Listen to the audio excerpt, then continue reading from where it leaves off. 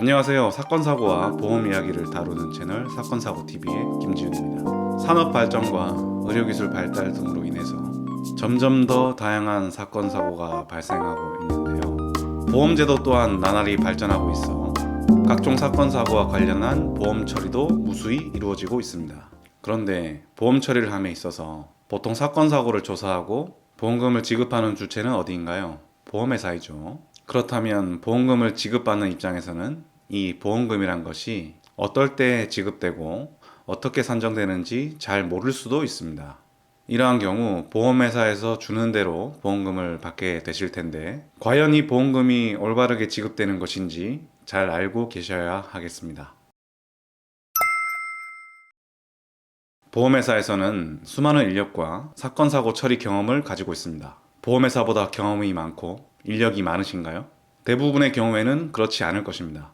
하지만 보험금을 청구하는 일반인 분들께서도 보험회사만큼은 아니더라도 적어도 기본적인 사항은 알고 계셔야 보험금을 잘 받을 수가 있겠죠. 남의 돈 아니잖아요. 내 돈이잖아요.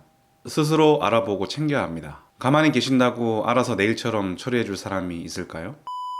보험금을 잘 받기 위해서 알고 계셔야 될 부분이 있는데요. 보험금은 어떨 때 지급이 되며 보험금 산정은 어떻게 하는지에 대한 부분입니다. 일반적으로 보험금 지급에 관한 내용은 해당 상품 약관에 나와 있는데요. 보험금을 지급하는 사유 및 지급하지 않는 사유가 명시되어 있습니다. 사건 사고가 발생한 경우 개인 보험이든 배상책임 보험이든 자동차 보험이든 기타 어떠한 보험이든 간에 보험 약관에 보험금을 지급하는 사유와 지급하지 않는 사유가 나와 있습니다. 이러한 내용들을 숙지하고 계셔야 보험회사에게 대응할 수 있겠죠. 그리고 보험금 산정에 관한 내용입니다. 진단비나 입원 일당 등의 정액 보험에서는 보통 골절 진단비 30만원, 입원 일당 하루에 3만원 이런 식으로 보험 가입 금액, 즉 정액을 지급하기 때문에 보험금 산정에 대한 문제는 크지 않을 수 있습니다. 다만 분쟁의 요소가 있다면 상해 담보에서의 기존 병력에 따른 삭감 조항이나 암, 뇌졸중 등의 질병 담보에서의 1년 혹은 2년 이내 진단 시 진단비의 50%만 지급한다. 같은 삭감 조항 등이 있으나 이는 단순하게 비율로 조정되는 경우가 대부분이기 때문에 금액 산정에 대한 계산 부분이 그렇게 어렵지는 않을 것입니다. 하지만 배상 책임을 담보하는 보험, 예를 들면 자동차 보험이나 배상 책임 보험 등에서는 피해자의 위자료, 소득, 정년, 과실, 후유장애, 향후치료비 등 많은 항목들이 복잡하게 계산되기 때문에 잘 알기가 힘들죠. 따라서 공부를 많이 하셔야 되는 부분입니다.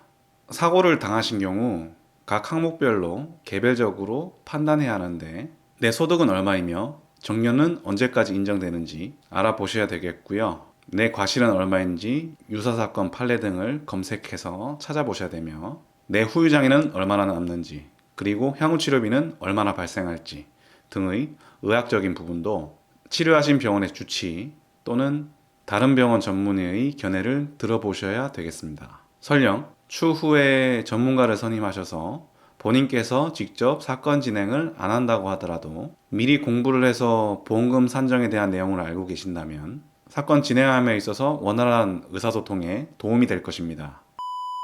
어느 정도 단순하고 소액의 사건인 경우에는 혼자 공부하셔서 어느 정도 대응이 될 것인데요. 하지만 고액 보험금 사건 사고의 경우 보험금 규모가 몇백, 몇천, 몇억 혹은 그 이상이 될 수도 있죠. 이러한 사건은 금액도 큰 만큼 보험회사와의 분쟁이 많고 또한 고려해야 될 것도 많습니다. 혼자 공부하셔서 대응하시기에는 어렵고 복잡하겠죠. 이렇게 보험금 규모가 큰 사건 사고의 경우에는 올바르게 대응하지 못하여 큰 손실을 보게 되는 경우를 종종 보게 되는데요. 이럴 때는 어려워하지 마시고 보험 관련 전문가의 도움을 받아보시기를 바랍니다. 영상 끝까지 시청해 주셔서 대단히 감사드리고요. 영상이 도움이 되셨다면 좋아요, 구독 눌러주셔서 계속 무료로 사건 사고와 보험 이야기 영상을 시청해 보세요. 감사합니다.